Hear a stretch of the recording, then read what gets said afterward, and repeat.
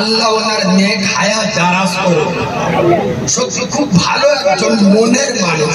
আমি একদিন দরবারে কিছু বলছিল, আমার হাত ধরে ঘোড়ার উপর তুলে আর হুজুর আমি বলে যাবো, আমার খুব ভয় লাগে ঘোড়ায়। বলে নবীর একটা সুন্নত পূরণ হবে বলে আমার ঘোড়ার উপরে তুলে ভাইয়ের ছোট ভাইয়ের কথা চিনিস তো যা ঘোড়ায় করে।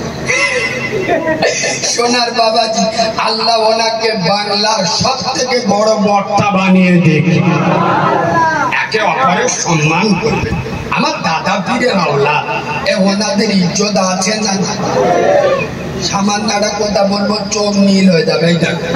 যদি ফুরফুরার কোনো হুজুর 2 ঘন্টা লেট করে, 2 ঘন্টা লোক আসবে, কমিটির লোক আসার সাথে সাথে হুজুর কফি দেবো না চা লেট হয়ে গেছে, হুজুর লেট হয়, বিরিয়ানি খাবেন না সাদা ভাত।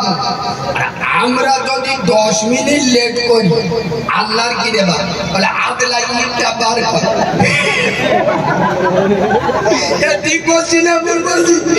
কে বলবে 3 পয়েন্টের বাড়ি কাজ ফেদ? ঠিক বলছি না ভুল বলছি? ওনাদের মর্যাদা কেন? ওনাদের গায়ে যে খুনটা আছে আওলাদে রাসূল।